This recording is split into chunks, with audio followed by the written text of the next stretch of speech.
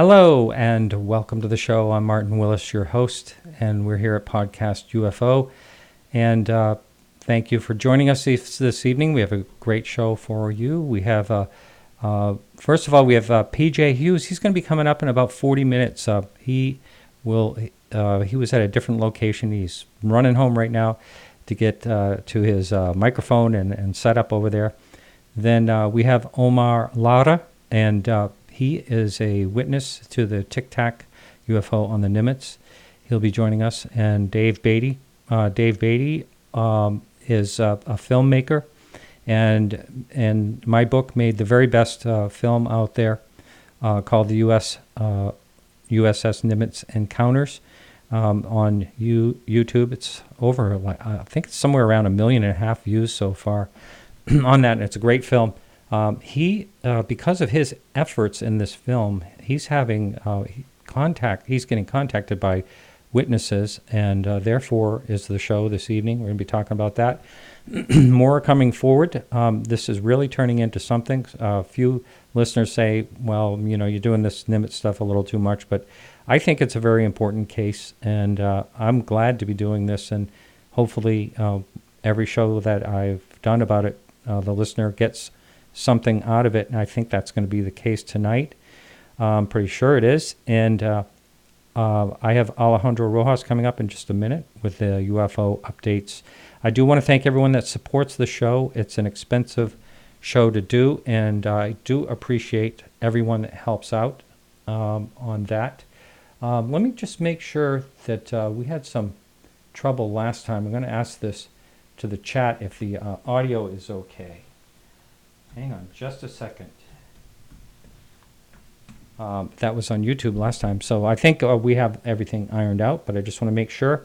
And again, without your support, I couldn't do it. Anyone can support the show. You go over to podcastufo.com, and the information's there. Also, if you check out that website, you will see we have a new blog every week. And this week is very interesting. It's basically about journalism and UFOs, and the name of that blog, our blogger, I should say, is Charles Lear. He's doing a great job. He's down in New York, and the title of this is "How Do You Capture a Moving Target?"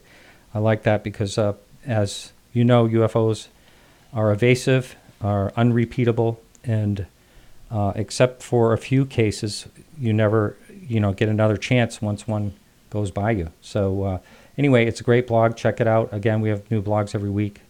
You can also join our Facebook page. We have about 23,000 people liked on that, and there's Peggy helps out with that. There's news every day on that. And we have Alejandro Rojas up now for UFO updates. Welcome to the show, Alejandro. Hello, thank you very much. Thank you. And there's, it's funny, right during the show last week, it was 6 minutes in the show, 6:06, that Politico article went across the wire, and you text me about it. And I imagine that's what we're going to be talking about tonight a little bit. That will be. I want to talk about one other thing real quick. It was a breaking piece of news from last night. And then we'll get into that because there's much more to that, especially that relates to your program and everything. Yeah. However, the late breaking news last week, I gotta sneeze here, is from George Knapp. Yet again, George Knapp really is the guy releasing the best information when it comes to ATIP. He's staying on top of it. As usual, he's digging.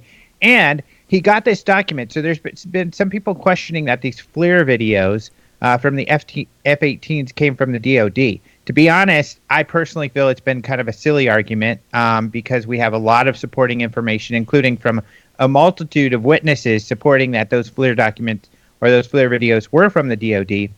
It was a question of who released them. Lou Elizondo's already told us, it was released through the DOD. The New York Times, I've spoken to Leslie Kane, confirms that, they had this document that showed the DOD released these videos, and they vetted that document to make sure that it was real. But none of them had released the document. So finally, George Knapp was able to get a copy and release this document so we can see it ourselves. Now, we don't have confirmation from the DOD that this is real, but we have confirmation from Elizondo. We have confirmation from Harry Reid, from New York Times. I mean, we have a lot of credible people substantiating that this is a real document. So it was the DoD that released these. We don't have details about why or who released them. I think Elizondo knows. It's just he's not at liberty to share that information yet. So that's a piece of late-breaking news. However, that's kind of small fries and mostly only of a concern for some of us geeks who are really looking at all the details. The bigger concern is the Navy, what you were referring to. During your show, you must have inspired them. It only took them 6 minutes of watching your show, and they said, you know what, we need to make some UFO guidelines. So the Navy did that. They said, we're going to release some guidelines related to UFOs, and we're going to take this seriously. In fact, we have a full statement, and they've kind of been stashed with this statement. I got this from a guy who worked with the government doing PR work. He's also got an interest in UFOs, and he was able to get this full statement from the Navy. The Politico published the majority of this statement, but not the full statement. And by the way, it was Politico that broke this news. But here's the full statement, and I think this is important because it gives you an idea of why they did this.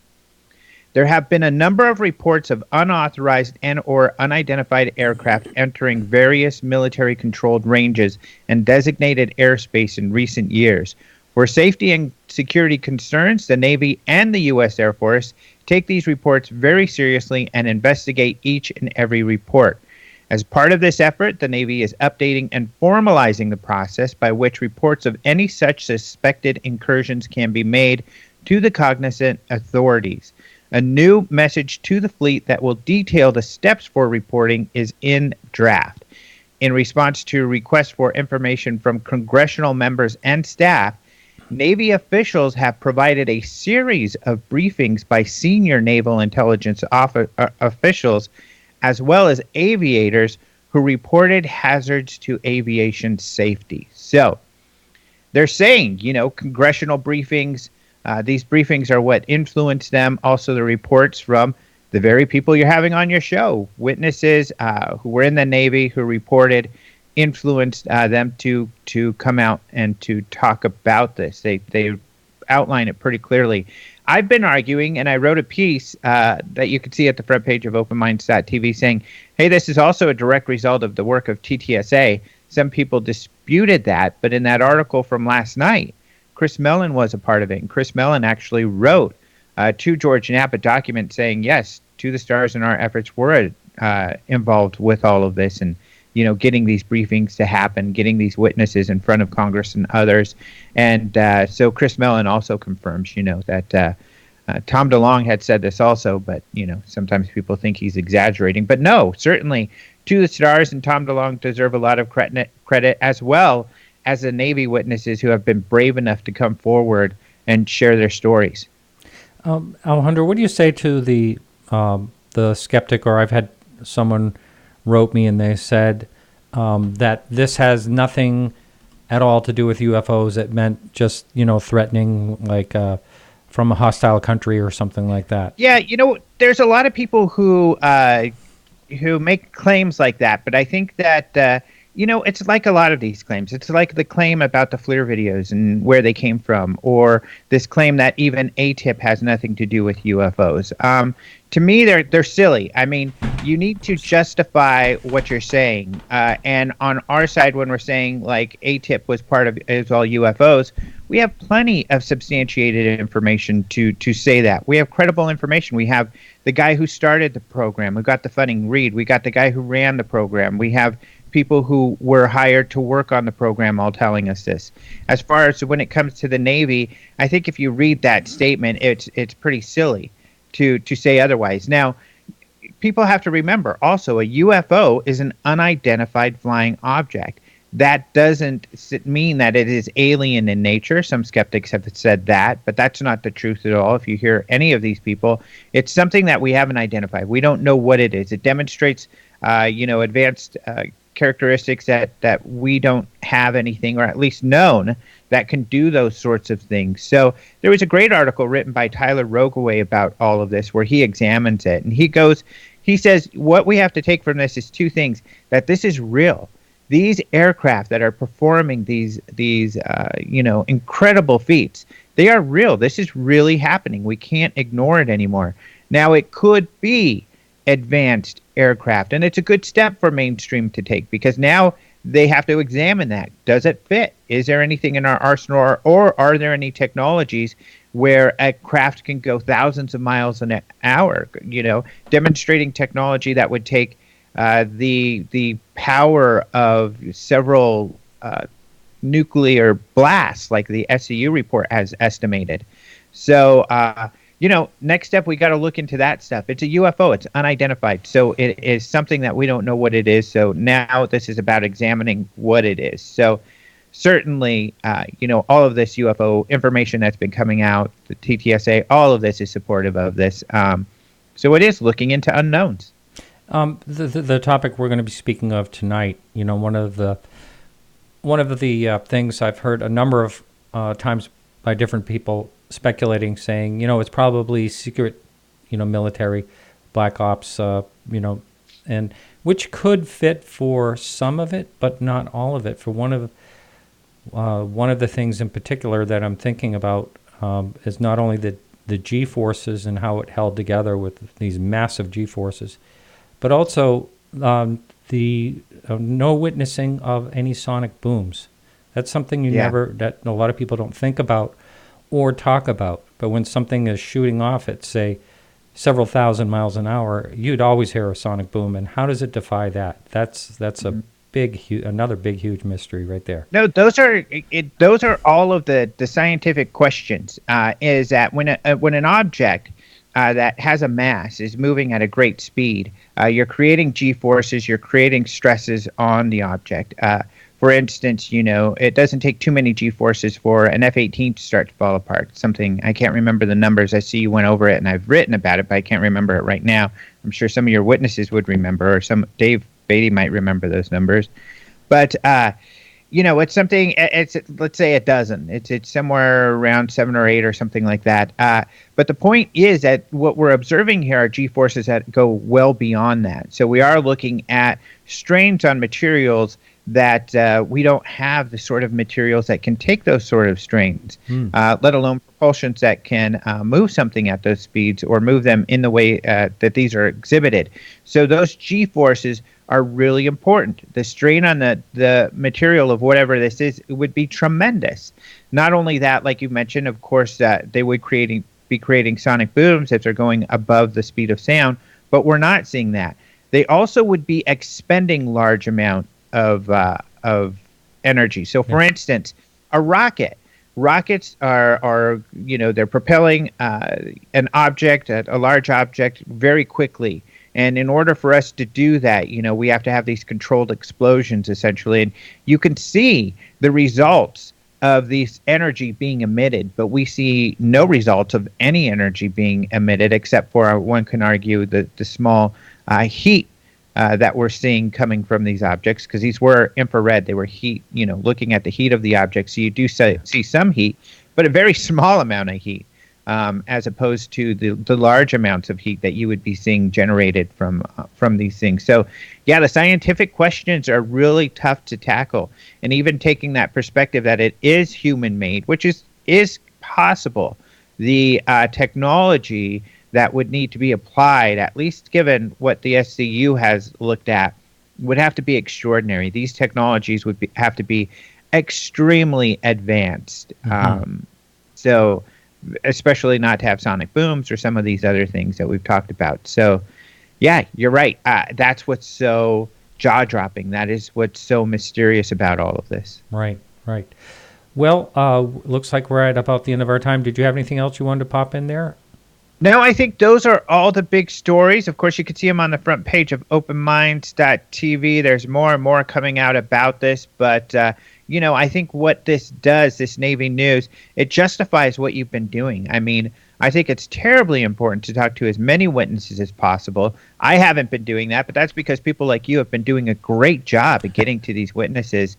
And so I think it's really important what you're doing, and I think it's well worth the effort. This is something we've never had before. It's been decades since the the military has spoken to UFOs. And when they mentioned that the Air Force takes this seriously, we wouldn't have known, because for decades, the Air Force has been telling us we don't pay attention to UFOs since 1969, even though we have documentation to show otherwise. So, the military certainly created their own problem with this whole thing, where people are feeling that they're not taking this seriously, because that's what they've told us. Yeah. Now, thankfully, it looks like they are taking it more seriously. Yeah. Thank goodness. All right, Alejandro. Thank you so much. As always. Yep, my pleasure. Great. Thank you. All right. Thanks. Talk to you next week. All right. See ya. Have a good show. Thank you. All right, everyone. Our guests, well, we have two of them, 2 out of 3 right now. And PJ will be joining us later on. So keep that in mind. And right now we have Omar Lara, and we also have Dave Beaty. Welcome to the show, guys. Thank you. Hey, thank you. Appreciate it.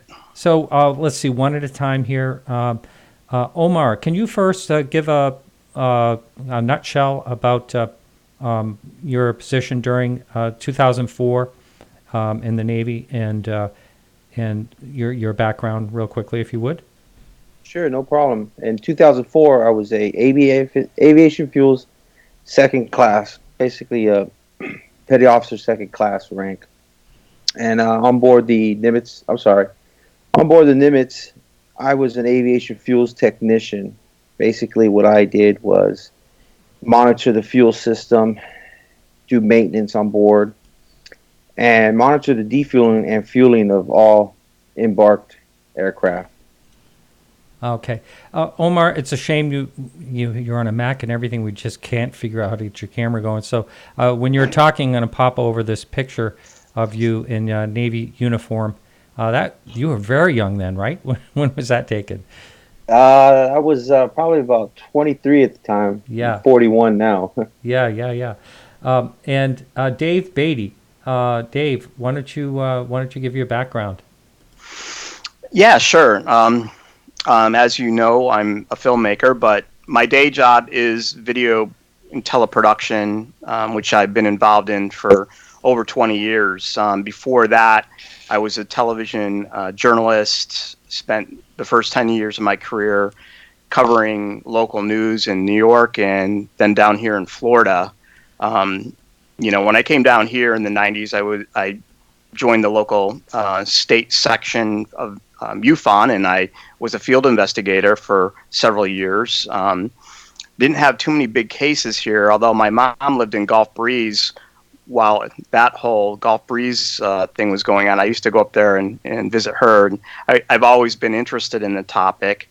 Probably the first video efforts that I did with ufology was in the last year. So the rest of my career has been doing documentaries and films and commercial production, not necessarily UFO video production, but that kind of changed last year. And what inspired you to do that? Well, it was, several of my friends had sent me links to the Stars announcement when they first pitched the whole group, and they got up on stage and they talked about, these former intelligence officers and, Lockheed Martin Skunk Works, workers. And then they began talking about these incidents that occurred involving U.S. Navy carrier strike groups and craft that sort of defied physics, and they couldn't really identify them. And I was very interested in that story. And I guess, that was like around October 2017 when that came out.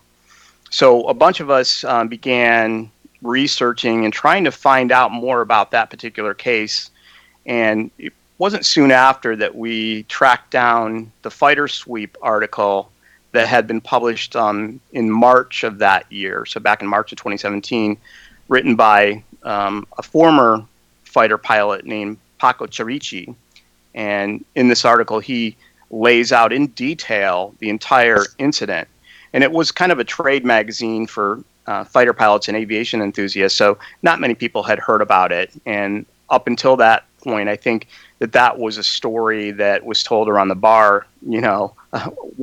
In fact, it's what they said in the name of it. There I was. That's like kind of like a fighter pilot story that they told, to their friends only. So he put it in print and he researched it diligently and checked facts. He told me he had the naval investigation document, which to my knowledge has still never come out. This was not an ATIP document, according to him. This was like a naval investigation document that was very similar to what we've later seen. And he used that to kind of set the stage, so to speak, and describe it.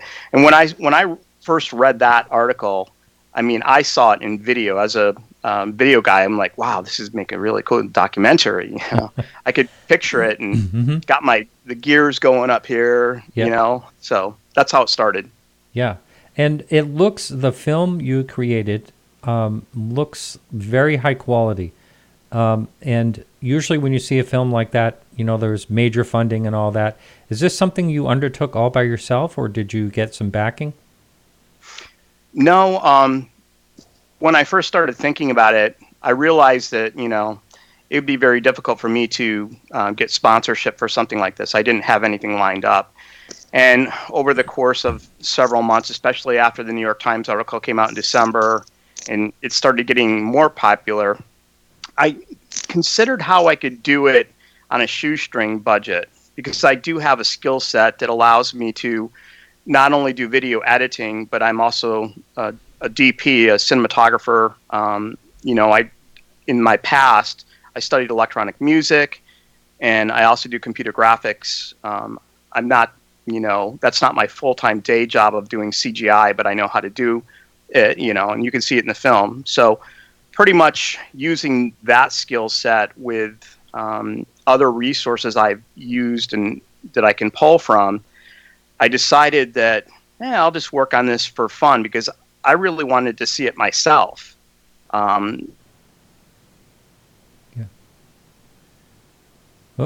Looks like the screen froze here for some reason.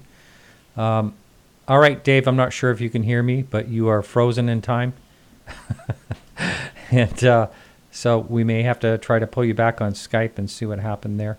Omar, while we're trying to get him, why don't you give kind of an overall about your job and leading up to the infamous day there, if you would. Yes, sir, no problem. In 2004, it was the second to last night of the operations. And the reason why I remember that being the second to last night is all the jet aircraft and all the other aircraft had already disembarked, meaning that they had flown off back to their home base. A lot of times people tend to believe or think that the aircraft stay with the aircraft carrier when we pull into home port. They go back to their bases. And typically a night like that, it's going to be a long one. Usually the air department is clearing up the deck of gear, as well as the air wing. The air wing also has attached sailors to them, and they come on board literally just by walking on, and they meet the aircraft once they land there. And the air wing is using our elevator system to remove a lot of their gear down into the hangar bay. And it's a nice night. It's Pacific Ocean, southwest of San Diego. And as the air wing personnel are going up and down the elevator system, while L3, if I'm correct on that, I believe it was L3, was down into the hangar bay, one of the gentlemen had fallen off. And he went overboard, lit his strobe light, and the man overboard signal went on. And at that moment, what had happened is, usually at a man overboard, everyone has to report in so that your department and your immediate supervisors know that you're not the one over the side in the ocean. So I called in, all accounted for, and after that, things kind of come to a certain standstill when someone's man overboard. You don't really get back to what you're doing. And we went back on deck after I called in, and we could see the sailor. He had drifted out at sea. He got caught in a current. And I remember that night, the deck department having an issue or problem getting the rig boat off the aircraft carrier. And his strobe lights flashing, and I'm standing out there on the aft end of the ship, which is the back end of the aircraft carrier. And without any warning, this white eluminescent object shoots down out from the sky, comes down like a shooting star. And when you see a shooting star, they tend to almost break up and disseminate. You know what I mean? They slow down and disseminate. But this thing just kept coming down at an angle, and it just stopped right in between the horizon and the calm ocean. It was a nice, clear night, so this thing stuck out like a sore thumb, and it was just white, bright object. And it sat there for about 8 to 15 seconds between behind the sailors. So I'm not saying it was directly above them or behind them, but it was still a distance from the sailor overboard. Wow. Well, Omar, we are right at our break, so this is really pretty exciting, and we'll pick that up when we come back. So that's it for this segment. Hang in, everyone, on KGRA Radio, and we'll be right back. Stay in there, YouTube. We're going to be talking.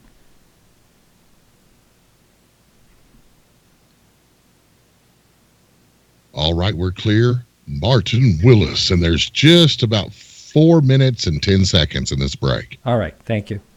All right, so we are still live on YouTube, everyone, on this break. The next break we won't be. But anyway, I think we got everyone here, don't we? PJ. Yep, I'm here. I'm back. PJ, I don't hear a microphone. Do you have one? Can you hear me now? Yeah, it does. It's where I'm getting it doesn't sound quite like a microphone. Hold on. Yeah. Dave, what happened? Dave, I'm not hearing you. I guess the internet dropped. I just had to reconnect. Hope that doesn't happen again. Are you far away from you're on Wi-Fi, obviously. You're far away from the router? No. Okay. All right.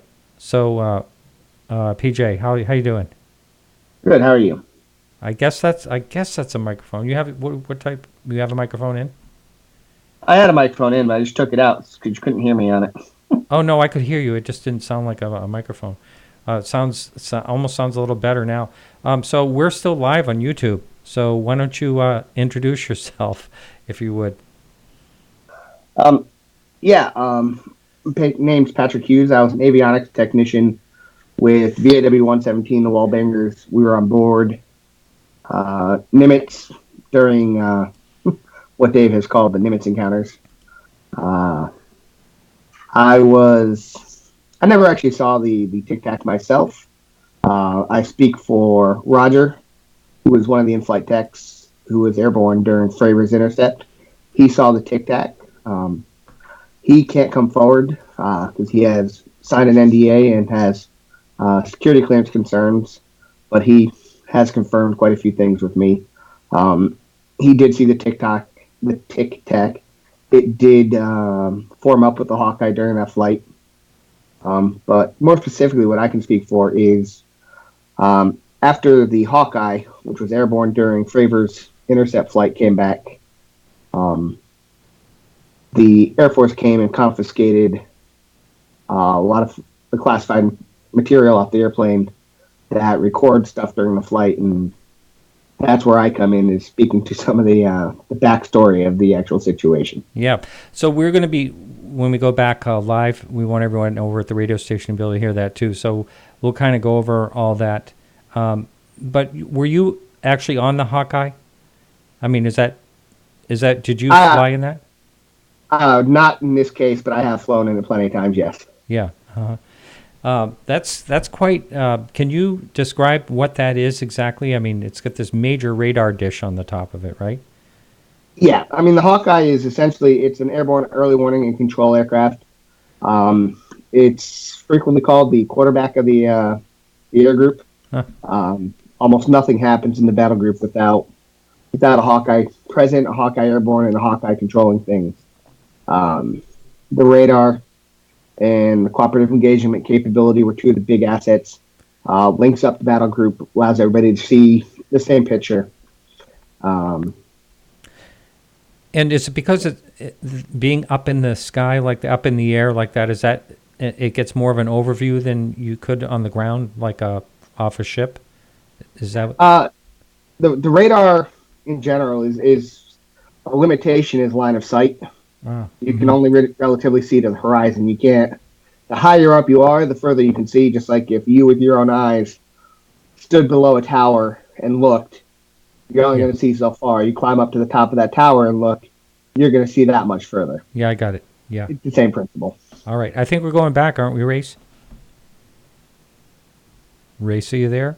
Yes, I am, and we're ready to go back. We're ready here. Yep. Super awesome. We are them. Bumper music rolling. All righty. All right, here we go. I'm going to count you down, Martin. Yep. In 5, 4, 3, 2. All right, everyone, welcome back. I'm here with everybody's here now. PJ Hughes, Patrick Hughes is joining us, and Omar is here as well, and Dave Beaty. And so quickly, I know you've been talking on YouTube, but just introduce yourself if you would, Patrick. Yeah, my name is Patrick Hughes. I was an avionics technician on board Nimitz. I worked with the Wallbangers, VAW 117. I'm speaking for both myself, who I can speak for some of the behind-the-scenes stuff. I didn't actually see the Tic-Tac with my own eyes.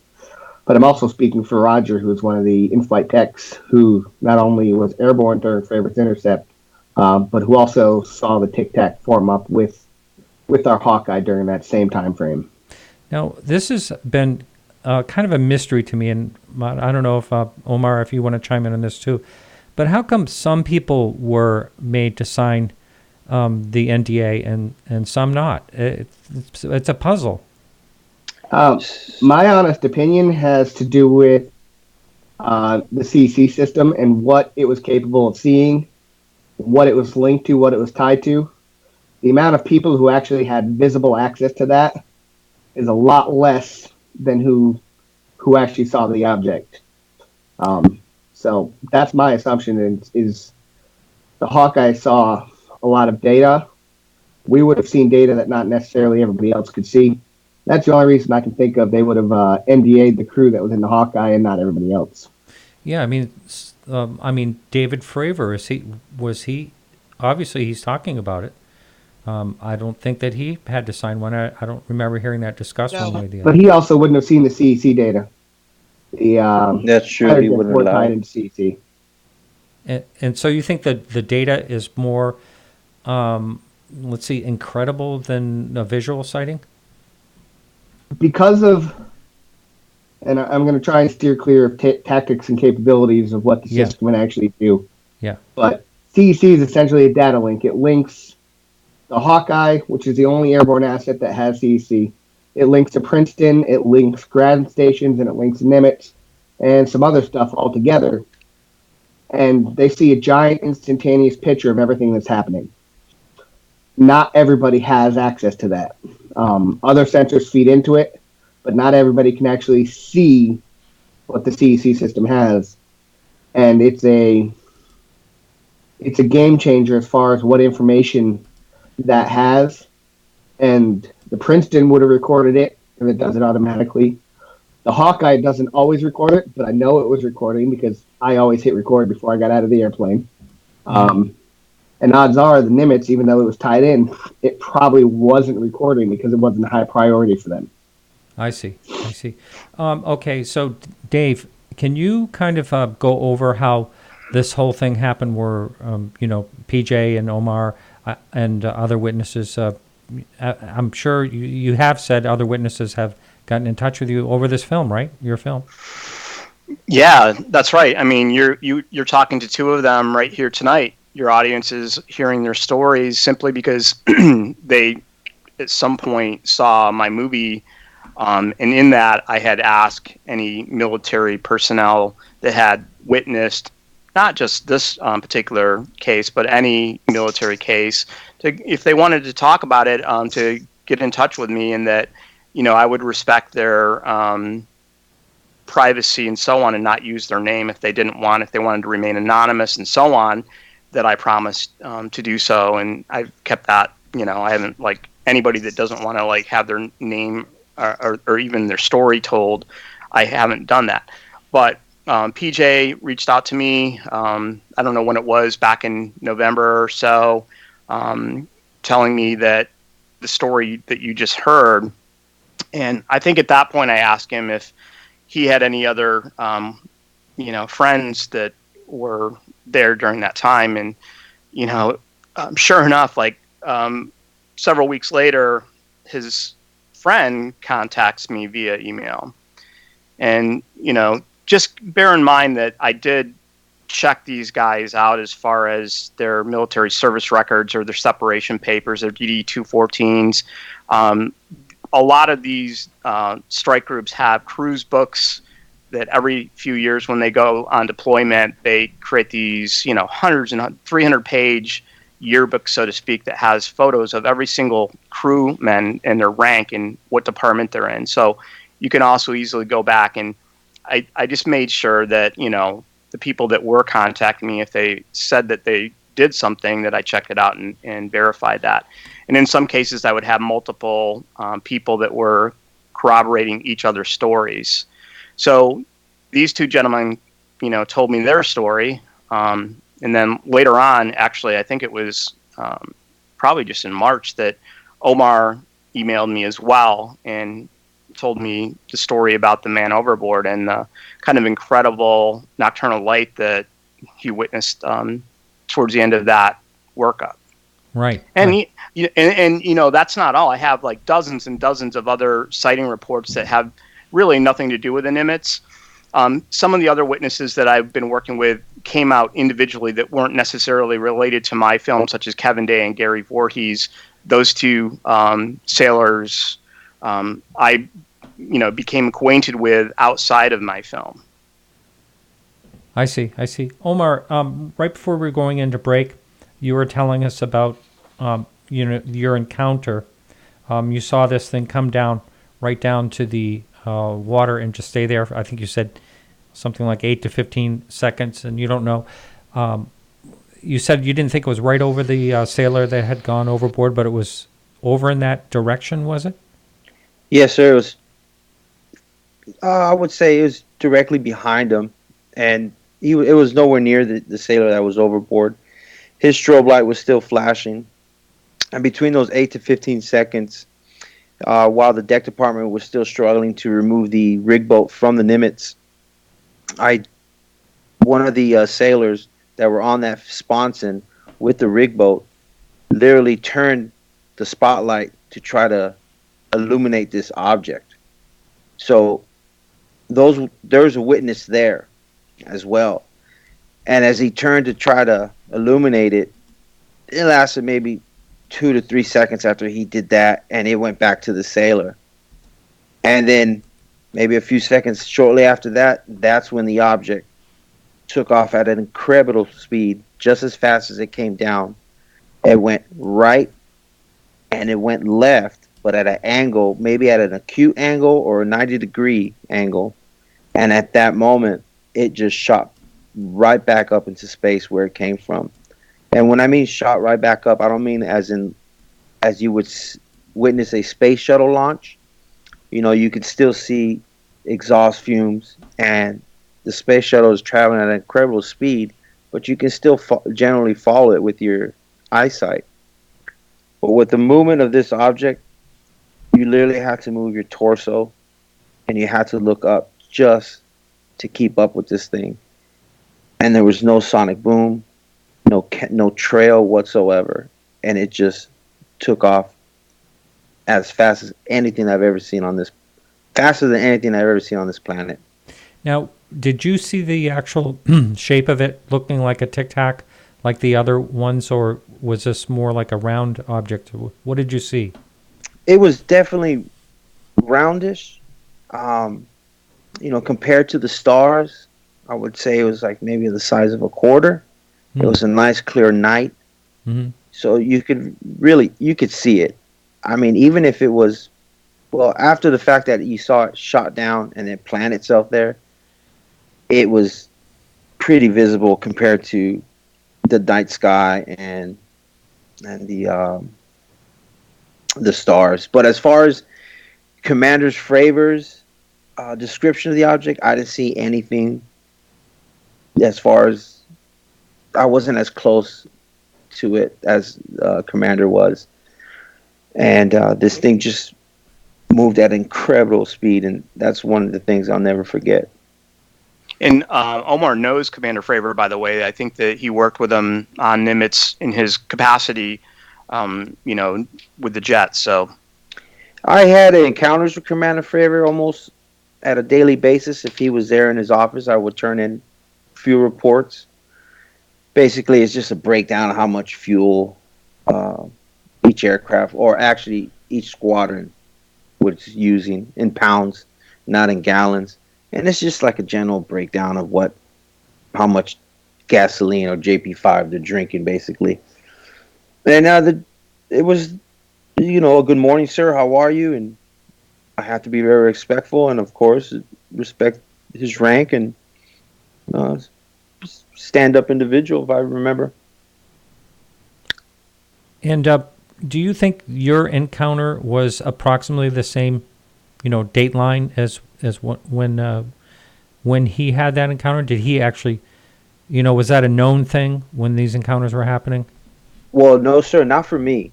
I wasn't privy to PJ's account due to his security clearance. Just to piggyback on what he said during the break, my security clearance was nowhere near his, or as far as others in in combat systems. I had no clue of all those other incidents that happened, and that was one of the first things that came to mind right away when I heard.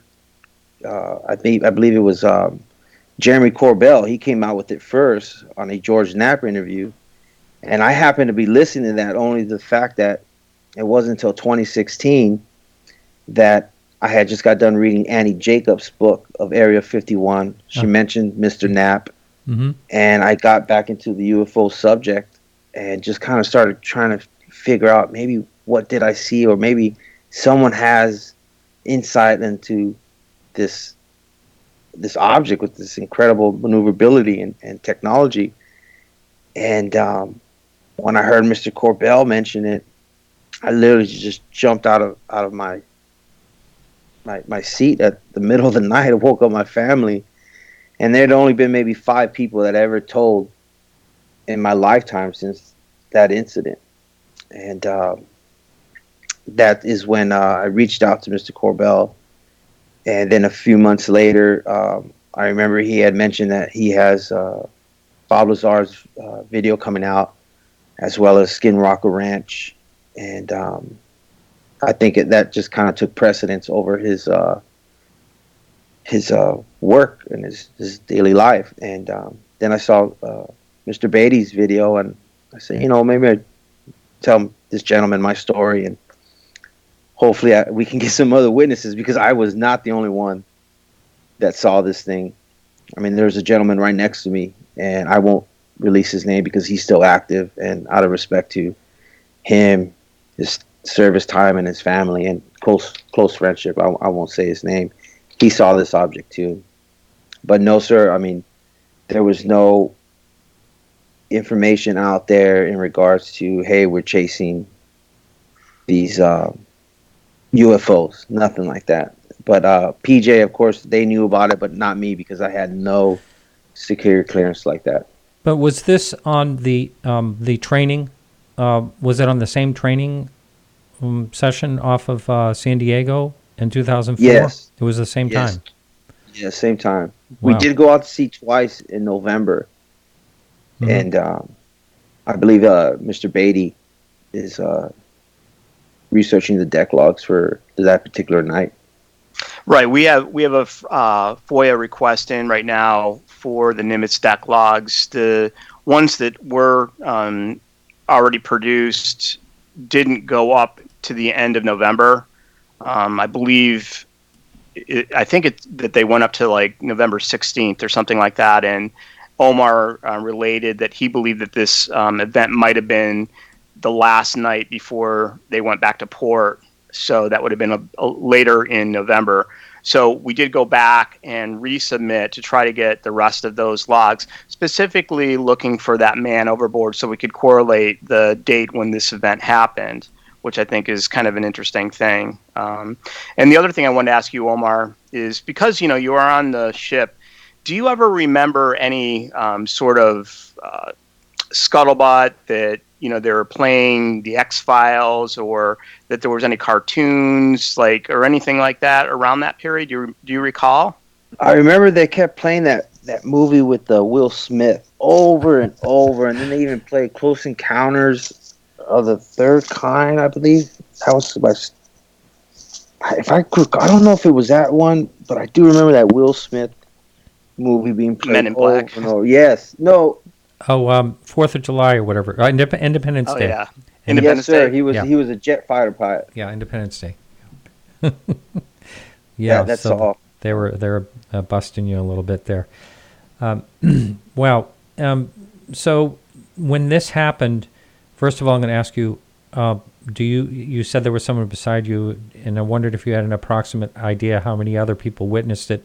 Do you talk among yourselves, and did you report anything? Oh yes, we talked about it, and that's one of the experience. One of the things I take out of the experience. As soon as the object went back to wherever it came from, short time after that, we went into general quarters, and general quarters is basically battle stations. There's something within our vicinity, so.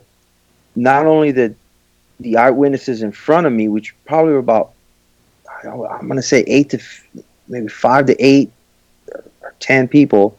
I remember them standing there, and as well as the gentleman next to me. We went into general quarters, and at that time, they called for non-essential flight deck personnel to leave the flight deck.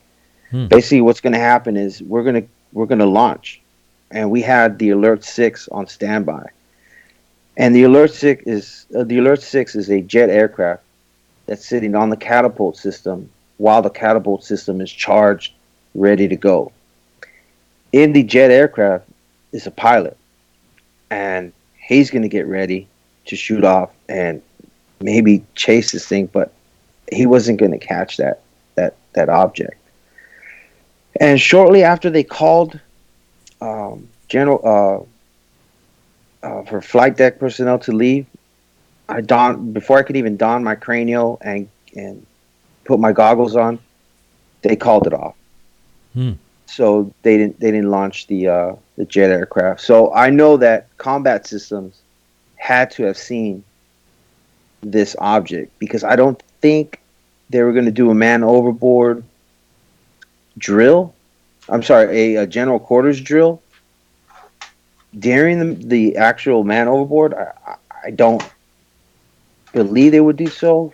So the general quarters went off, and like I said, they had to have seen something on our radar system. Wow, interesting. Dave, I'm asking you this question because I know you researched this thing overall, and I just wondered, do you know if this is the only encounter that was seen from the ship or any of the ships themselves? As far as I know, as far as being a separate incident from the November 14th incident. Now, there are other eyewitnesses to the Tic-Tac, and those would be Kevin Day and Gary Voorhees, who both independently, after those intercepts, went up to the bridge wing on the USS Princeton, which would be, way up high on the superstructure of the ship outside. They have tripod-mounted or rail-mounted binoculars that are called the ship's big eye that are used for the watchstanders. So they would sneak up there, get a bearing and range on one of the radar tracks that they had down in combat information, go back upstairs, and then look through these big eyes. And Gary Voorhees described seeing these white objects at quite a distance. He didn't know specifically the distance, but he thought that they were probably, based on the radar tracks, that they were 20 to 30 miles out, and he could see the white Tic-Tac object at that distance. Kevin Day also reported a very similar experience, and I think that there were probably more than those two gentlemen went up to the bridge wing. In fact, Gary told me that some of the crew were kind of shooing these guys away, because every spare chance they got after this, they were all running up there trying to get in line to see these things. So, and then the other, not as far as on the ship, but then, PJ has the description of his friend that saw the objects from the E-2 Hawkeye.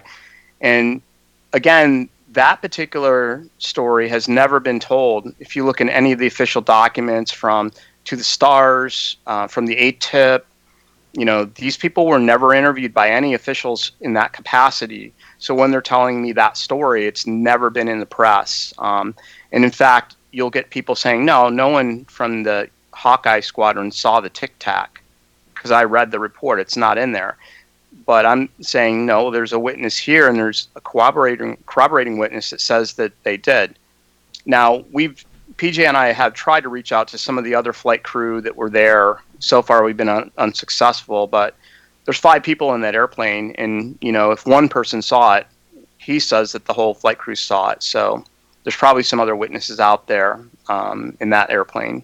Now, I know it seems to me a plane like that probably doesn't have a lot of windows, or maybe over by a door or something like that. They all have their own window. What's that? They all have their own window. Oh, I know. I have a funny story about that. Well, we got 2 minutes to break, and I just wanted to say, when we do come back, I want PJ to tell basically his story thoroughly there. But go ahead. Well, when I first heard that, I had somebody that's a pilot tell me, no, they couldn't have seen it because there's no windows in the back of the Hawkeye. And then PJ sent me a photograph of the window in the Hawkeye in the back. There's 3 windows. And then the pilot told me, well, they never open the windows when they're flying. And then PJ explained that, well, yes, they do. They just have to put the radar in standby. So each time they came up with a reason, PJ, who's very knowledgeable of the Hawkeye, would show me a picture and say, well, here's the proof right here. So it's kind of interesting. Wow. Yeah. I would just, I was just picturing, again, just picturing in my mind a plane like that I wouldn't think would have, windows accessible, because it's all instrument reading. That's what I would think.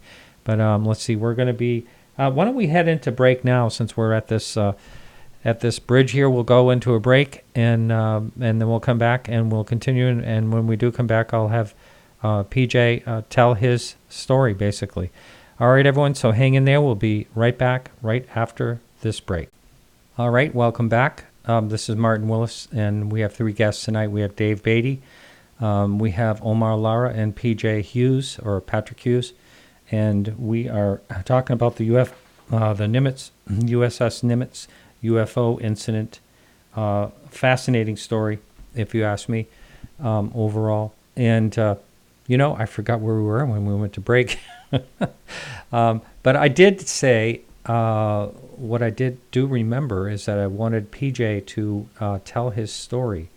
And so, PJ, if you would, please do talk about what happened. Sure. Just remind everybody, I do speak for 2 people. I speak for myself, and I speak for Roger, who wants to remain anonymous. And you can thank Dave Beaty for the Roger moniker. We needed a way to talk about him without using his name. But like I said earlier, I'm a avionics mechanic. I fix the radar, the communications, navigation equipment, and all that on the Hawkeye. And we launch the airplanes, we recover the airplanes, and it's a routine cycle when we're out to sea. And usually when we launch an airplane, the same person's up there to catch the airplane, and we put all our classified material in the airplane when it launches. We take it all back out when we're done. We make sure, nothing broke, nothing got lost. But on the particular day of Commander Fravor's intercept, when all the Tic-Tac stuff happened, I had launched a Hawkeye routine mission. Nothing special is going on. Nothing special was relayed to us during the flight. They normally radio back to the ship on their way back to let us know if there are any major problems. Nothing was said. The aircrew landed. They normally let us know if anything broke. Still nothing was said. The five guys in the airplane all took off downstairs together. I go in the airplane, check my stuff. I pull out my, we call them RMCs, we call them bricks. They're essentially hard drives that store data for the airplane and run some of the airplane systems. And these we don't leave in the airplane, they get stored in our safe. So I take these all out. I finish my stuff. I walk down to my ship, my shop on the ship. We store all this stuff in our safe, so we have to open the safe, put it all in, we sign it in, it's all tracked. Close the safe when we're done. Within a couple minutes. I still don't remember the exact time frame. But my commanding officer comes, knocks on our door, and it's weird for one because we're off in the middle of nowhere. My commanding officer rarely comes by our shop. Usually if he does, we were in trouble. Yeah. So when he shows up there, and we open the door, it's a very small workspace, very small hallway. He's got two guys in Air Force flight suits with him. They couldn't tell you what rank or any of that, but there's distinctive differences between a Navy flight suit and an Air Force flight suit. You can readily tell, who's who. Not to mention, who's on the ship, even when it's 5,000 people on an aircraft carrier. In your own world, which my world was the aviation side, you knew who was there. I might not have been able to tell half of who Omar's coworkers were, but I knew who was in the aviation side. And he basically says, I need the stuff off that flight. So we have to open up our safe. He actually had to wait a minute because it's a two-sided safe, needs two combinations, so I had to wait for the other half to come back. They had gone to the bathroom or get a drink or something, I don't quite remember. Pulls it out, he turns, hands it to the Air Force officers. I ask him, who am I signing it out to? Because we got to track this stuff. So he says, basically, sign it out to me, as in my commanding officer. And they took off, and that was the last I ever saw those hard drives. That's the last I ever saw those Air Force guys see them. Now, is this very unusual? Is that the only time this has ever happened? The only time we ever usually mailed off those hard drives is if we were running basically tests for Raytheon, who was the company behind a lot of the software. So it was a rare occurrence that our commanding officer came and took anything of ours, let alone took that stuff. Because he's got guys subordinate to him who are in charge of all the classified materials. So if it was a normal routine thing, he would have sent his minions, so to speak, not himself, to come get it. And you said this was by an Air Force officer, or I believe you said that accompanied your... Yeah, he had two guys in Air Force flight suits with him. And so you can assume they jumped on board a chopper or something, and... There's only two ways on board an aircraft carrier when you're out to sea. That's Helo or C2 Greyhound. I also worked on the Greyhound, so I know they didn't come on that, which means they came on a Helo. But the problem with the Helos is they pop in and out so often. It's they're landing in between every flight, every launch cycle, so it's hard to track who actually comes and goes on those. So who knows when they actually got there? Well, but they weren't there yeah. earlier. I know that much. So it's very interesting because obviously the data is being was researched or hidden, maybe became top secret or something. Who knows? But they definitely had enough to go on there to be concerned enough to take this type of action. And what else? Anything else happened following that? Roger, who, like I said, was airborne during that flight and who saw the Tic-Tac with the crew, they came back, went straight down to the skiff, which is it's a secure, classified information facility. It's basically a room where you can't hear anything outside it. You can talk about what you need to. They went in, they were debriefed and signed NDAs. I don't know the extent of their debrief because Roger's not sharing that, and I don't blame him. He shared more than enough than he probably needs to. But they were debriefed, and Roger loved to fly. He was the only enlisted guy who routinely flew. So when he came back to the shop, you could tell he was not in the same type of mood he normally is. He was normally happy-go-lucky every time he got to flying. He was kind of in a serious mood, and he started to tell us what was going on, and this was well after they had taken our hard drives and everything. He came back and started to tell us what the flight happened, or what happened during his flight. You could tell he was kind of shaken, but our division chief happened to return at the same time and basically interrupted the conversation. He said, well, this is not something you're supposed to be talking about. Conversation ended, and that's really the last we ever spoke of it until after I saw Dave's video and reconnected with some people. Can you? I know it's secondhand, but can you go over with what the so-called Roger witnessed? Yeah. That time of training cycle, our radar was a lot less of a priority. They wanted CC stuff. They were training CC. They were testing CC. They were everything was about CC at that period of time. So the radar, to my knowledge, was not operating.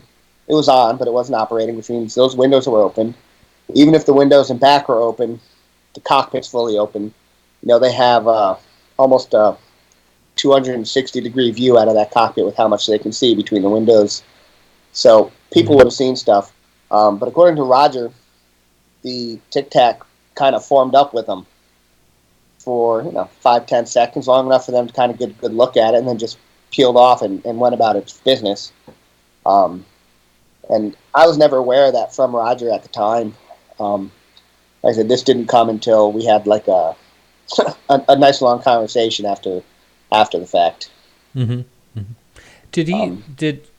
Did they talk about speeds or anything at that time? No. The problem with the Hawkeye at that amount of time is the radar was not that sophisticated anymore. It was starting to be at the end of its life, in my opinion. We could track the Tic-Tac, and the Tic-Tac was tracked by the Hawkeye, just not to the extent the Spy 1 tracked it. Basically, our radar moved too slow. Right. Let's see. There was a question that I was going to ask you. We talked about during the break. Oh yes, here it is right here. Can you go into the detail about the radar blocking effect, if there was one, that the Tic-Tac seemed to demonstrate? When it comes to jamming a radar, it's really, really hard. And about the only people I know who have the technology to do that is us. But the radar on the Hawkeye was not jammed. The radar on the Princeton wasn't jammed. Gary Voorhees, who was one of the techs on the Princeton, has spoken more than once of they thought their Spy 1 was having issues. They thought it was acting up. They actually took the system down to clean, reboot, and do all their stuff. So they were seeing what they were seeing, and they determined after they brought the system back online that they were getting accurate targets. There was no jamming. I see. So the whole jamming idea came up just because it was so spectacular what they were seeing? I've read in some of the official reports that I've seen that the Hawkeye, wasn't tracking it, and that's not true. It might not have constantly tracked it to the effect of the Spy 1, because there's a huge generation gap in the Spy 1 radar and the AF-140 radar, but the Hawkeye tracked it. Yeah. They might have had to be guided to it. They might have had to get a little coaching from the Princeton, but the Hawkeye tracked it. That's the only thing I can think of why jamming was discussed at all. Well, one of the jamming topics came up with one of the FA-18 pilots that I believe it was in the second flight. Commander Fravor mentioned on Fighter Pilot Podcast that Chad Underwood was the guy that filmed the at-FLIR video that we have. And I believe it was that flight that talked about it. And they said that there were no jamming cues. Champagne bubbles, I think they said that there were. And the weapons system officer said that he thought that the ASA radar on the F-18 just could not hack it. In other words, the object itself perhaps had a radar cross-section that made it very difficult to get a track, a lock on it from that FA-18 onboard radar system, whereas the Spy 1 Bravo radar was much more sophisticated. So that it did come up, and I believe on ABC Nightline, Commander Fravor, in some of those initial interviews, did say that he thought that he witnessed some jamming indication on his radar system. So again, that would be a question for him. Right. Dave, are you, since you're talking now, for working on this film, can you tell the listening audience some of the people that you worked with that assisted you with the different aspects of your film regarding this case? Sure. Yeah. Mm-hmm.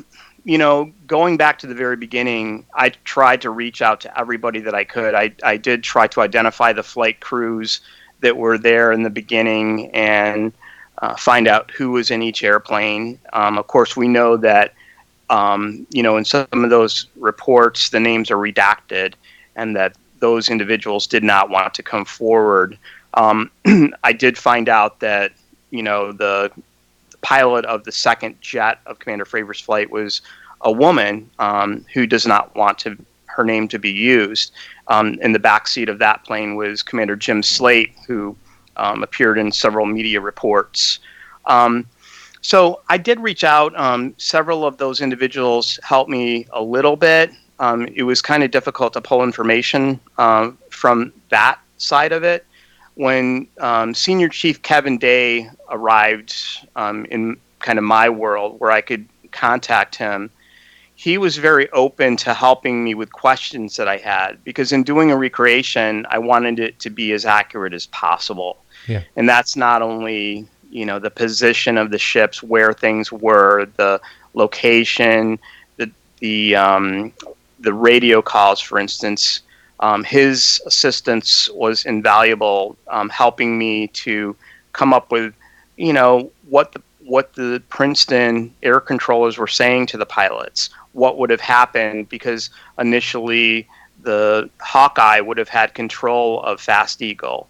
That's, how it works in those air training exercises. It's not the Princeton that's usually doing the controlling, it's the Hawkeye. But in this case, they took control, so they helped me there. There were other individuals that gave me assistance as far as the jets and the squadron IDs on the planes, all the way down to the the decals on the planes and so on. So quite a few people, and a lot of the witnesses, such as PJ, did help me when I had a question about what kind of data was confiscated. Why were they interested in this specific information? He could explain that. Again, none of these individuals ever, went past anything that was classified with me. In fact, they direct me to the internet, to a Navy site to describe, for instance, the CEC system. You can read a description on the U.S. Navy's website of what that system is. Even it's a highly classified sensor, you can get an idea of what it does. And then other, data that was on those hard drives, for instance, what was it that these officials were coming to take? And he would explain to me what, the value of that data would be. So, yep, I did receive a lot of assistance. That's good. Now, what about the UFO community? Has anyone actually reached out to you from the UFO community and helped you, or in any type of way? when I first started this, the first thing I did before I even started doing a film was I created a Facebook group, and I was out there trying to seek individuals that had information that could point me in the right direction. And some of the first people, like Dr. Bruce Maccabee, Rich Hoffman of the Scientific Coalition of Ufology. Once they saw that I was asking, intelligent questions and using critical thinking, that I wasn't just jumping to a conclusion that these are ET spacecraft, that I was saying, what are these? This is very interesting. Then they sort of kind of helped me, and they would put me in touch with other individuals that were trying to do scientific, analytically based research on this material. So that's great. That's great. I like to see that happen. Did Robert Powell and you ever have a conversation? Yeah, we were sort of on parallel tracks. He was very involved in his research paper that he recently published along with the other researchers at SCU. During the last year and a half while he was conducting that research, I found that a lot of times we were kind of on parallel tracks as far as freedom of information requests and so on. I have to say, a lot of his stuff was really valuable. I would look at some of his blog posts and so on, and it kind of gave me ideas. And if I did get a document, I tried to share it with him, but usually he already had it. So we discovered, together. I mean, we discovered different things. I gave him the names of some of the witnesses if he wanted to interview them. He didn't really reveal too much. I think his investigations, he tries to keep everything, close to the vest, because that's just a technique he uses. But I get that. So I'm opening up the lines. I don't know if I went over this with my guests, but I'm going to open up the phone lines, and a caller can call in and ask any one of our three guests separately, or just a general question. And that number's up on the screen in YouTube. If you're over at KGRA Radio, that number is 603-967-4030. This new Skype is driving me crazy because you're going in and out of this big, huge screen, and I have to keep changing things here. We're going to have a new system hopefully by next week, and Skype will be out, which I'm pretty happy about. So again, if anyone wants to call in, ask any one of our guests a question, the time is now. You can call in. The line is open. And let's see. So I'm wondering, as far as these people getting a hold of you, like both Omar and PJ, have you had anyone actually try to get in touch with you that was sort of hoaxing something? Have you had any of that experience? No, sir. Not at all. Nothing. That's good. Dave, have you had anyone contact you that didn't pan out? Not that I can think of. I mean, to be honest, when you go outside of the Nimitz events, I did have people contact me with sort of remarkable stories that seemed unbelievable. But in the beginning, when somebody would tell me a story about a Navy vessel and an encounter, I would listen with an open mind, and then sometimes in the end you'd find out that is impossible what you're saying, even though I think you may even believe it yourself. So I did receive some communications from individuals that, I'm not sure why they were telling me things that were incorrect. But again, I think that does happen when you put yourself out there and you ask for people to come forward. Maybe it's delusional or not, I'm not sure. Yeah, every now and then that'll happen. Sometimes I think some of the really bizarre sightings seem more truthful than the mundane ones. I mean, they're just some things that you hear about that are just so you can't even picture someone making these things up. I mean, some of them are just really incredible. Some of the ones that I've heard, I got some amazing reports that in the future I want to tell people about, because some of these are multiple witness sightings from Coast Guard vessels and Navy vessels and so on that stretch back way before the Nimitz encounters, but they're still valuable historical cases that, maybe have never been heard before. We have a caller on the line. Caller, first, please mute your computer or listening device, please, caller. Oh, I apologize about that. Yeah. So anyone that calls on the show, make sure you mute your listening device, whether it's a computer or phone or whatever. Caller, your first name, where are you calling from? Hi, this is Adam from New York. How you doing? Hi, Adam. How are you? And you have a question. We have 3 guests. You have a question to direct to anyone in particular? I just wanted to put an overall statement and question. First of all, I really appreciate you guys coming out with this story. I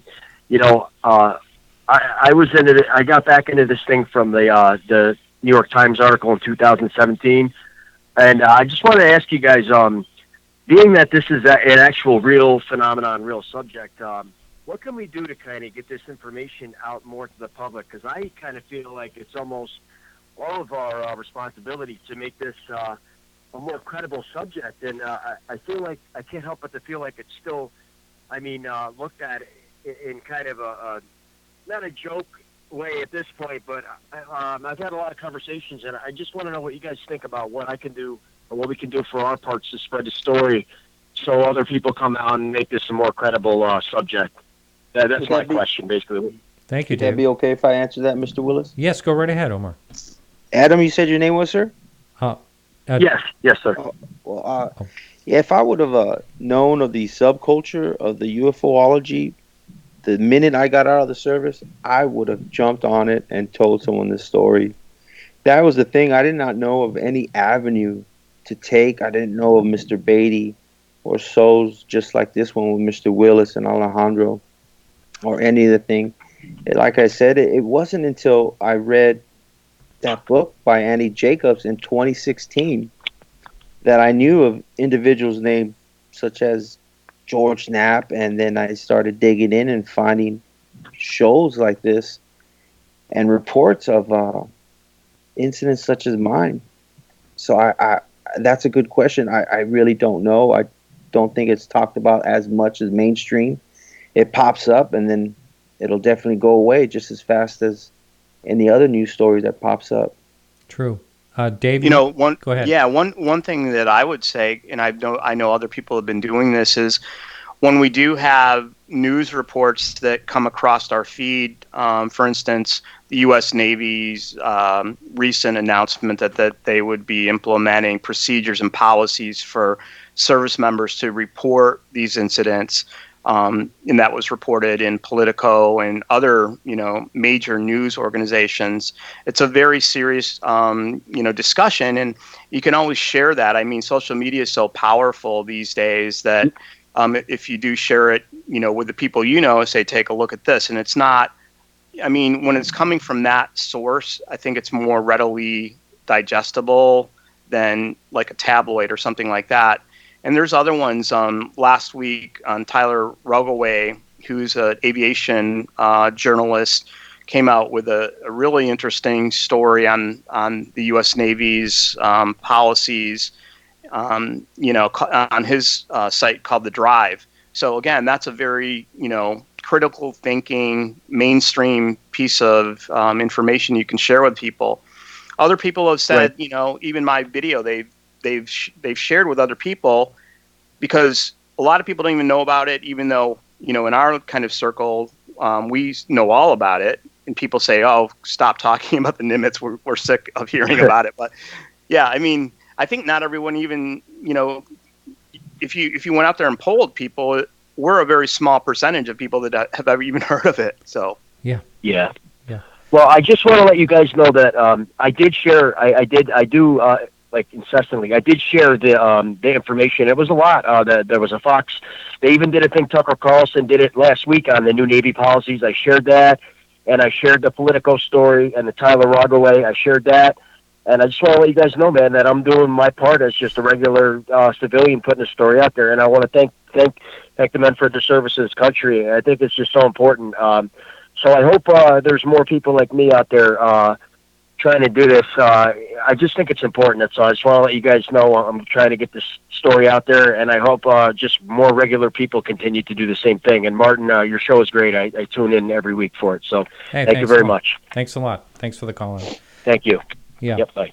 Kind of along their lines, I've heard, there's a saying that in the UFO, ufology eats its own. In other words, there's a lot of infighting and all that. But the one thing I would like to say to someone that's new, getting into this topic, new interest in it, is be aware of the hoaxing. That's the thing. I liken this to, I'm in the fine arts and antiques, and people collect, and when people collect and they get a fake, then they stop collecting.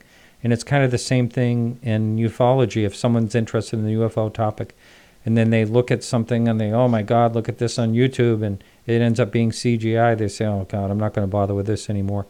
That type of thing. And it could even happen with Chinese lanterns. Some people have could see a Chinese lantern and think it's a UFO and get all excited and then say, oh, geez, there's nothing to this. So, it's well, yeah, right. I mean, isn't the statistics that less than 5% of all unknown sightings turn out to be explainable? So even though people see something and videotape it with their phone, 95% of the time it's going to be explainable. And I think that can be discouraging for people when they keep seeing that. But it's that small percentage that's just remarkable unknown mystery. Right. But very real, Just to jump in on what you had said, Mr. Willis, I think you're correct, because after my initial contact with Mr. Corbell, I kind of did sit back and started researching and listening to other folks talk about it, and there was a lot of what you said, infighting. And then once I saw Mr. Beaty's video, it was just straight to the point, and I said, I'm going to reach out to Mr. Beaty. So yeah, I did see some of that infighting going on, and I was like, wait a minute, when in our history has the DoD ever released videos like this? And people were still not happy with it, and that's surprising. Yeah. PJ, just a question for you. Did you ever have any interest in this topic before, or did it just all come about because of this situation? I can't say I've never been interested in it, but I never knew about half this world. I never knew there were conferences. All you ever knew was what they showed on TV. Yeah, that's true. But there's a line in the movie Contact where they say, if we're alone in the universe, it's an awful waste of space. Yes. Yeah. And I do firmly believe that. I can't tell you if there's there. I can tell you if there's any of that, but I can't tell you there's not. Right. Yeah. And I do believe it's an awful waste of space if we're alone in this universe. Yeah. So I've always had a passing interest in the topic. I've just never. It took this to get me involved, so to speak. Yeah, and that's what it often takes. We have another caller on the line. Caller, your first name and where are you calling from? Steve in Oregon. Oh, hi, Steve in Oregon. How are you? Hey. Good. How you guys doing? Do you have a question for anyone in particular? Well, I've got a couple things I would like to ask about. PJ, I don't understand how Roger can have a security clearance.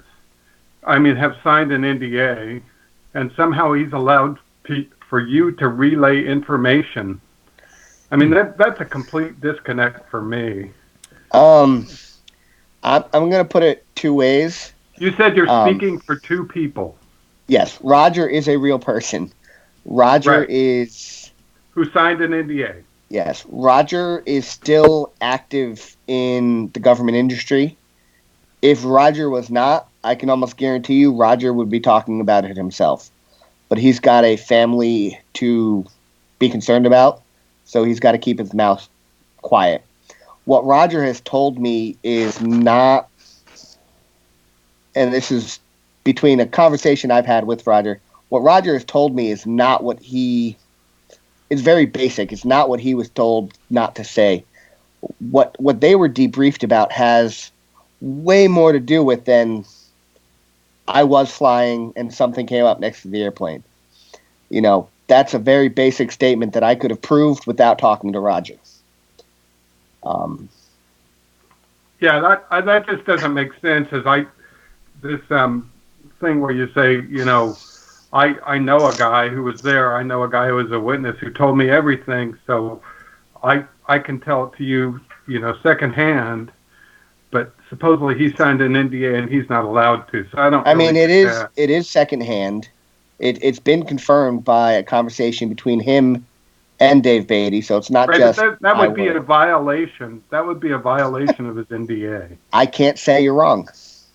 Well, it also depends on what the NDA was about. I mean, perhaps the NDA had nothing to do with the UFO, and it was about some secret technology that he's never mentioned. Yeah, well, I don't know. One more thing, a couple really quick ones. Dave Beaty, I looked at some of your work, some of your documentaries you did for PBS and some of your other stuff, and it's really good stuff. I was really impressed. Thank you. I have one coming out this month called D-Day at Point du Hoc about the 2nd Rangers assault on Normandy. So if you see that on PBS. I saw the one that really interests me was the Nazi attempt to attack New York with a bomb. And when you go to that video, that plane that those two German brothers, the Hochschneider whatever brothers were designing in Germany, looks exactly like the craft in the Phoenix Lights incidents. And I know a lot of those guys came over in the paperclip to Alabama and New Mexico and Arizona. I thought that was interesting. Yeah, I mean, Walter and Reimer Horton did design some very sophisticated flying wing design craft that I know that you're absolutely right. At the end of World War II, our intelligence apparatus was trying to hunt these guys down because they did want to look at that technology. And if you look at some of the, I guess, the Northrop flying wing designs that came out in the 50s, they're almost facsimile replicas of these German all-wing designs. Yeah. So hang on, everyone, for just a sec. We have a new caller. Please mute your listening device. Steve, thanks so much for the call. Thanks, guys. All right. So we have a new caller on the line. Your first name, where are you calling from? This is Adam. I'm calling from Florida. Oh, is it Adam, did you say? Abner. Oh, Abner. Hi. You have a question for any specific guest we have tonight? Yeah, this is directly mostly for like PJ. My question is, during the time, I've been trying to figure out, the Navy has different jobs, and most of these jobs, they have levels of security clearance. I, myself, was a bubblehead, which was an ex-submariner during that time. As a matter of fact, watching this, I realized this was nearby where I was stationed in San Diego. So I'm very surprised about all this. But the thing is that what level of clearance did PJ hold? Because he was an aviation mechanic. So I'm not too sure as to how much knowledge he will be able to be privy to at a certain level at that sort of job. PJ? PJ? Sorry, I couldn't unmute. I was trying to unmute myself for a second. Oh, okay, yeah. I mean, I had an active top secret clearance at the time. There's more to a security clearance than, confidential secret or top secret. There's a bunch of gibberish language that goes along with it. But at a basic, I had a top secret clearance at the time. Mm. And what was your rate then? I was an avionics technician. An avionics technician. Okay, I can see. Because I know a lot of my radio operators, I knew they were top secret also. I had a compartment security clearance. Okay. I got you. All right, that was my question. That's all I wanted to know. Thank you. All right, Abner. Thanks for the call. Lines are open if anyone else wants to call in. Let's see. So I'm going to ask you this question, Dave, and that is, so supposedly from what PJ just said, that you actually had a conversation with the man who likes to be known as Roger. And do you feel that was that he broke the NDA by speaking about it? I mean, you know what he talked about. Well, yeah. I mean, he flat out told me that he can't talk about some of the stuff. Mm-hmm. And he said, I can tell you that I was in the airplane and I saw the Tic-Tac.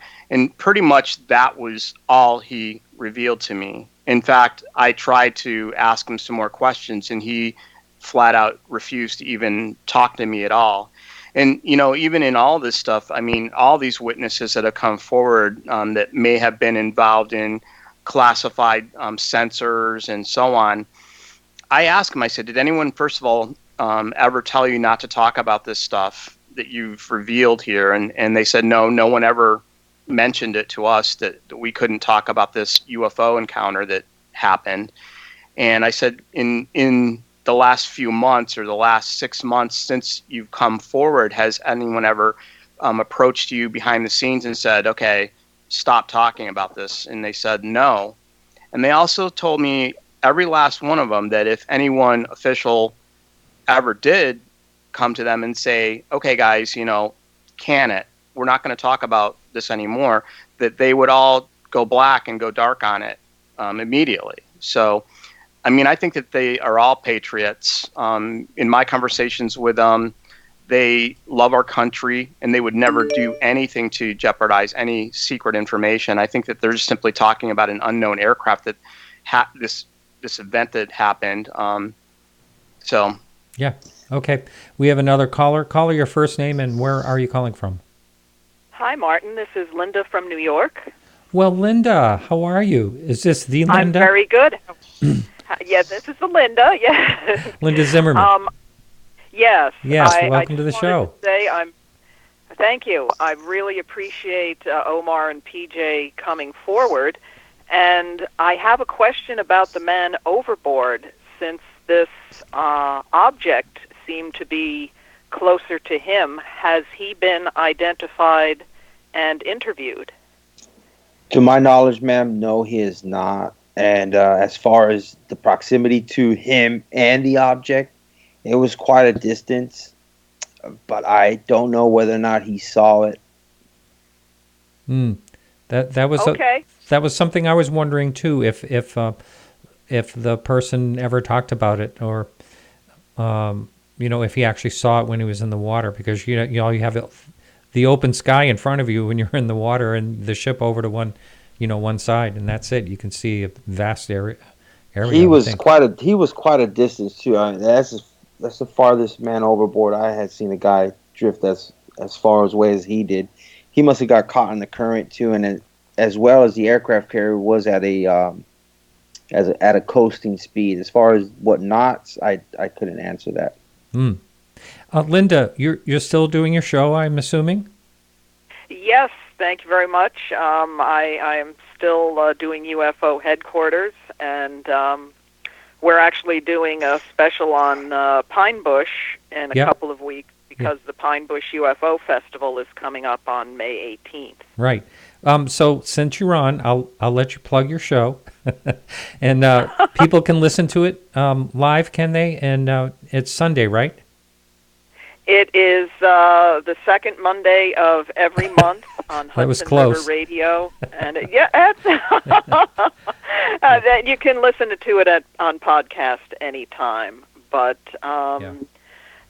yes, I appreciate that. But I would love to see, Martin, you come down for the Pine Bush UFO Festival someday. Maybe you could do a show there. Yeah, it's something I've actually thought about. We'll be in touch off air. Good to talk to you, Linda. Thank you very much, and I enjoy the show. Take care. All right, thanks. Bye-bye. So the line is still open. Let's see. Now, going back to the security clearances. I mean, I'm sorry, I didn't mean to say that. Going back to the NDAs, the non-disclosure agreements, are they all different? Or does anyone know that? That's in the guests here. I mean, do they actually say you can never at any time, any given day, ever talk about this? Is that kind of what it is? NDAs are very, very specific documents. They don't leave anything to the imagination. I've signed a tremendous amount of them over the years. What do you know? It's not even what you know. And this is one thing Dave was talking before, about, respecting NDAs and respecting that stuff.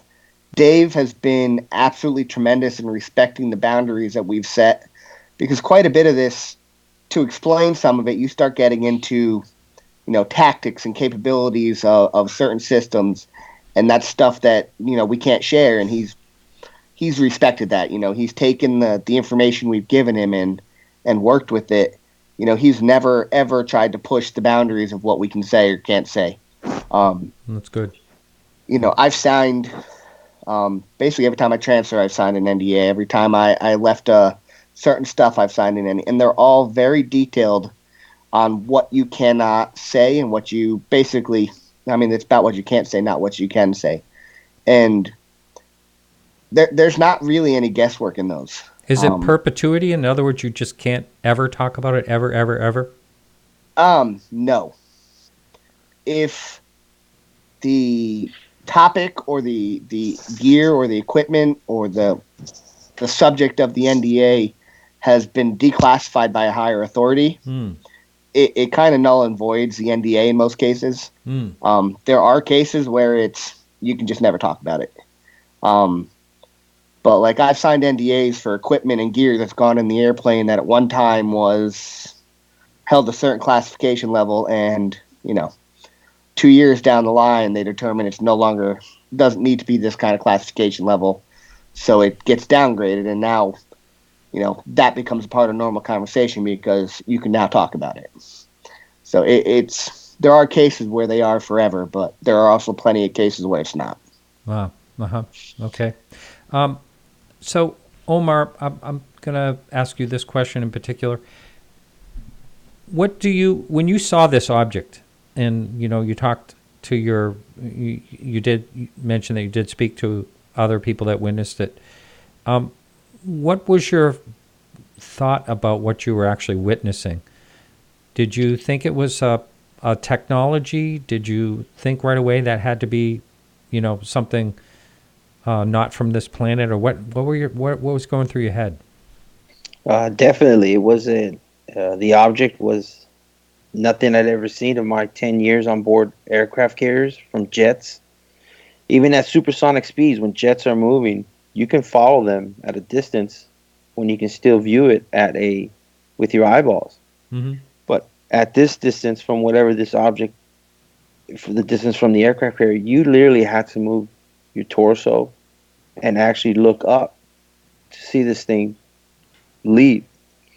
As far as it being out of this world, it didn't cross my mind at that moment. I wasn't too concerned as far as who was in the cockpit or what was it. I don't know whether it was our technology, but then when you hear reports that there were hundreds of these things, one, I hope that all 100 of those pilots, if they are ours, are 100% patriotic, because if they decide to literally go rogue or defect, they're just going to rule the entire airspace on this planet. That's one of the things that's always surprised me about UFOs and, say, the Air Force, for instance. Just wondering why they don't take more of an interest in something that has technology that is just so scary that, like you just said, it could easily take over the airspace in the world. So that's always baffled me why, Project Blue Book stopped in 1969, and the Air Force supposedly didn't have any interest in this, and then we come to find out there was a little bit of interest, and there still is probably. So, and it only makes sense.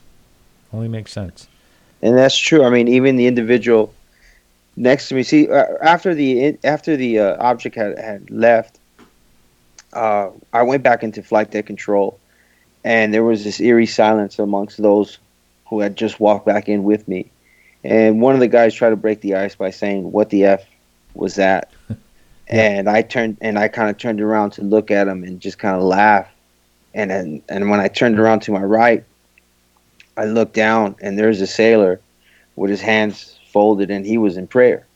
Wow. So my experience from what I saw was totally different for this individual.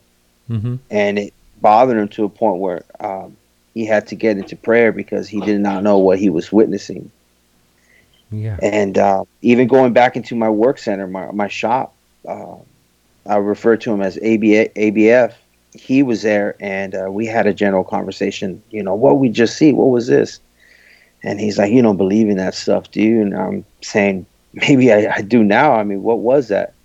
And he tried to write it off. Oh, that was some Chinese technology. That's Chinese stuff. And I told him, I remember this specifically. I said, if that's China's tech, you can basically write us off as the number one superpower on this planet, because we are done if those things want to just lift a finger on us. Yeah. Yeah, that's so true. And I don't think that's thought about or talked about enough, from some of the technology that we've seen. I'm going to you now, David, and where do you go from here with this film? I saw on YouTube that it said this film is going to be taken down when you have 1.5 million views on it. Why would you take it down? Well, from the very beginning, I always wanted to have the film sort of evolve as the story progresses. And I'm on version 2 now, and that was going back to March. Currently, I'm working on the next iteration, and it's going to expand greatly with the new witnesses that have come forward based on the first 2 versions. And so my plan is to put together this really great new version that goes into PJ's story and goes into Gary's story and Kevin Day and brings them all forward. So they're not just being talked about, but they're actually telling us their story themselves. I mean, I really do like to tell personal stories and let the actual witness describe what they experienced and how they felt. And sometimes, all the little details, when you put them side by side, it just becomes this very powerful story. So what I'm telling people is, go to my website, to the video link, and I'm going to try to keep that updated. So as these videos on YouTube, are kind of updated, they have the latest version. Because some people want to link directly to a YouTube video that may be outdated. So I see. No, very good. We have another caller on the line. Caller, your first name and where are you calling from? Yeah. Can you hear me? I can. What's your first name? Where are you calling from? Okay. My name's Joe. I'm calling from Michigan. Hi, Joe. Welcome to the show. You have a question Thank for you. any one of our guests in particular, or Yeah, general? I do. Yeah, okay. I have a question. If anyone is familiar with the Southern Ontario sighting by the Department of Defense engineer and optical engineer through a Nikon rifle scope for 7 minutes at 400 feet, and all the work that he put into work towards a propulsion system and the drawings of the craft in great detail. It was a MUFON, it happened in 2013. It was a MUFON Encounter of the Year for 2016. They didn't report it immediately. That's why it was in 2016, not 2013. But I wonder if any of you gentlemen are familiar with that. Thank you. No, sir, I'm not aware of. I didn't even know what I didn't even know what MUFON was until a week ago. I think you're I going want to know about it. Yeah, that sounds Well, like you might Go ahead. You might want to check into it. The gentleman has been interviewed. In the interview, they cover his face. Him and the other gentleman with him, there's 3 gentlemen. They were bear hunting in southern Ontario in the fall of 2013, way back in the woods. This isn't the Cisco Grove, is it? No, okay. It is not. All right. The gentleman is a extremely educated man. He's interviewed for about 45 minutes by MUFON. It is on YouTube, and I think it would have to be one of my. I've been following this for 50 years, and this would have to be one of my top 5 encounters. And if you're not aware of it, if you can try to find it on YouTube, the Southern Ontario UFO encounter, or through MUFON. And the gentleman has an engineering company. a big DoD contractor, 22 patents, and he's working like crazy to figure out the propulsion system. I think he's real close to it. And as far as a blockbuster encounter, this definitely is. I'm surprised that no one has heard of it. I think, did this thing look like a dumbbell? It was like a dog bone, dumbbell or a dog bone. Yes, I know which one you're talking about now. Yeah, that okay, that is as soon as you started talking about his background, I remembered the one you're talking about. Yeah, that's a real interesting. And I was talking to Dave earlier about that sometimes the really unusual ones almost seem like they're even more credible because they're just so bizarre. And this is one of those instances. It's a well, he even saw an insignia on the side of the craft. Yeah. He has all the measurements of the craft. He has everything about the craft laid right out. And as far as visual encounter, I don't think there's ever been one like what these gentlemen saw. In 7 minutes through that Nikon rifle scope, he examined that craft and took notes. Right. And it is also the audio. When they saw it, all the audio, they have all the audio from their phones. But the video from the phones, it was interrupted by the interference from the craft being so close, which was like 400 feet. But I just wanted to bring that up to you, gentlemen. Yeah, it's a good one. Okay, Joe, thanks a lot. Thank you. Thanks for the call. All right. So we only have about 2.5, 3 minutes at the most here. So we have to basically wrap up here, and it's been a real pleasure. Dave, I was just asking you basically where you're going from here. Are you going to do something else in the UFO field, or do you think this is a one-time deal? Again, the future will tell what happens next. Especially with this project that seems to be kind of ongoing. One thought that I had was looking at the military witnesses as a group, military, police, pilots, that it might be interesting to form some type of foundation or form some type of group that supports them, and as well as maybe filmmaking about the topics and the subject matter of these anomalous reports that they have. So, I'm exploring that, in the future after seeing, the benefits and kind of the support that these vets have given each other, just bringing them together and putting them together, I think has been a very positive effect on them. Right. So this is getting near the end of the show. I just want to say goodbye and have everyone say just one last thing. PJ, I want to thank you very much for I'm not going to say you're not actually coming forward as a witness, but still that ordeal, the whole ordeal is pretty amazing overall. And I appreciate that you're doing what you're doing. No problem. Yeah. And the last but not least, Omar, thank you as well. I appreciate it. Yes, sir. Thank you. Thank you for having me on the show. It was my pleasure. And are you going to be speaking, either one of you guys going to be speaking at, I know Kevin Day has spoken at a couple of conferences. Or either one of you been asked to speak anywhere? No, I have not. Yeah. I spoke with Dave, Gary, Jason Turner, and Kevin Day at USFO MegaCon. That's the only one that I've been asked to do, and probably the only one I might do. I'm not sure. Yeah, okay. All right, everyone. Well, I'm going to ask you guys, because it's real difficult for me to do on this side. You're all going to have to hang up on Skype.